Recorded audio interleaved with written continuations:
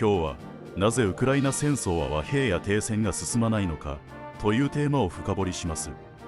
これは2025年8月24日時点の分析です。この解説によってウクライナ戦争の現状が理解でき、ニュースの裏側を知ることができます。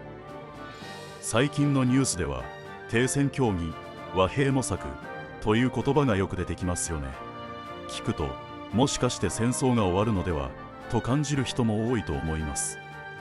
でも現実には戦争は止まっていません。むしろ戦線は膠着し、犠牲は増え続けています。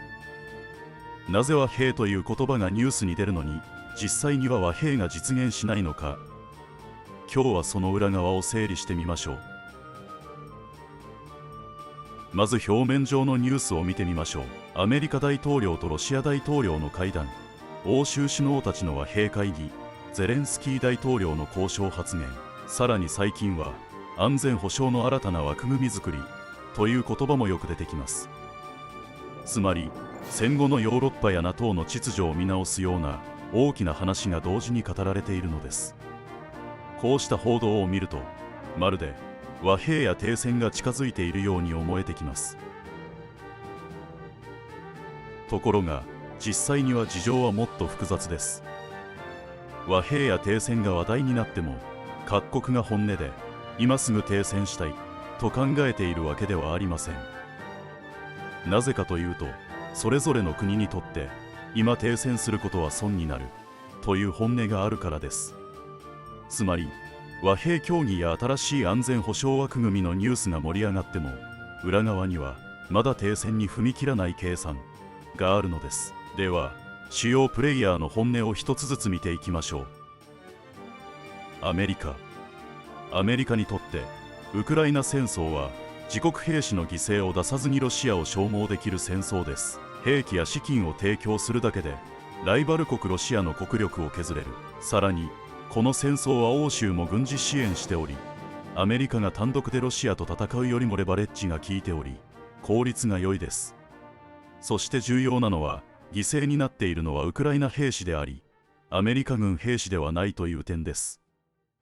そのため戦争が長引いても国内政治上のコストは比較的軽いのです。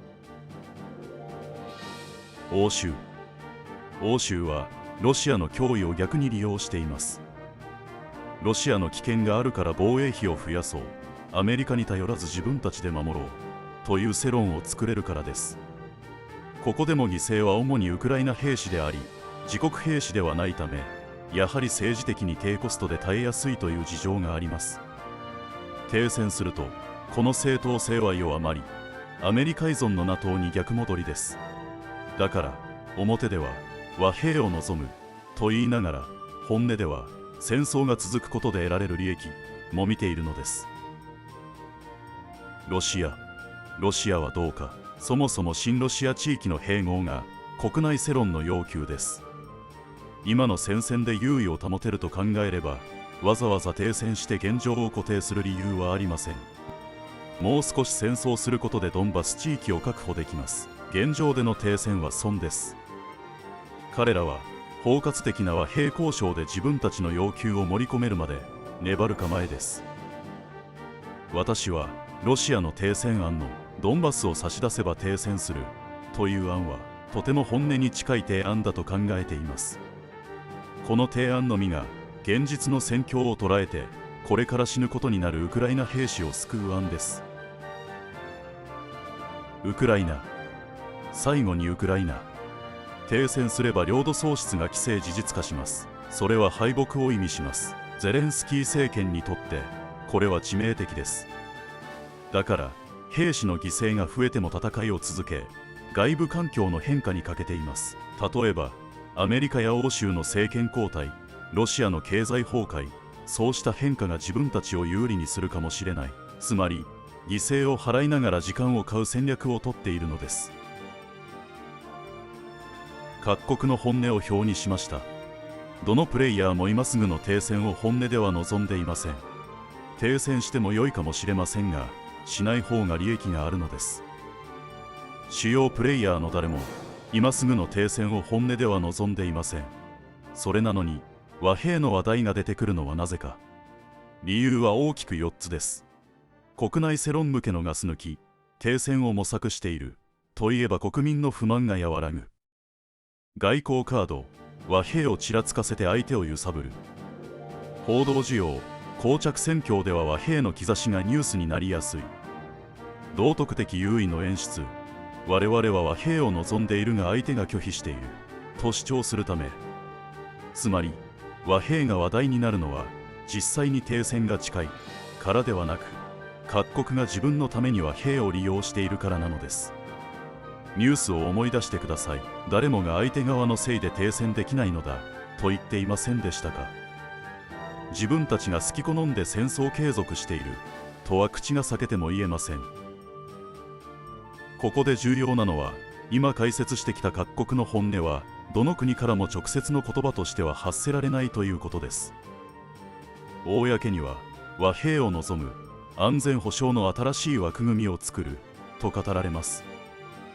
しかし実際にはそれは停戦は起きない、安全保障の枠組みとは軍事援助を続ける仕組みだという現実につながっていきます。そしてこのことは時間が経つにつれて歴史が証明していくでしょう。和平の機運が高まったと見えた時期に停戦が起こらないこと、安全保障の枠組みが結局のところ軍事援助を続ける仕組みに過ぎないということが起こっていくはずです。これらのことが逆に本音が正しいこと、その証拠になるのです。では停戦、和平はいつになるのか。各国の本音を考慮すると和平や停戦は当面ありません。動くとすればそれは戦況が大きく変わった時や各国の国内政治が崩れた時です。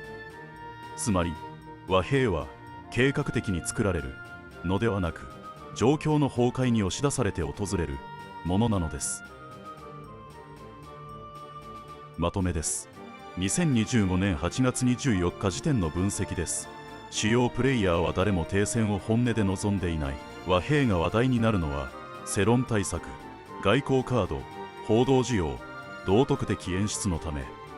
犠牲は主にウクライナ兵士であり、欧米にとって政治的コストは小さい。各国の本音は公に語られないが、歴史が証明していく。本当の停戦、和平は状況の崩壊が起きた時にしか訪れない。ニュースに出る和平協議という言葉は希望ではなく外交のカード。そう理解すると今後のニュースの見え方も変わるはずです。では皆さんはどんな状況変化が起きれば和平は実現すると思いますか。ぜひコメントで意見を聞かせてください。そしてこのチャンネルではニュースの裏にある本音や構造を解説していきますので、よければチャンネル登録もお願いします。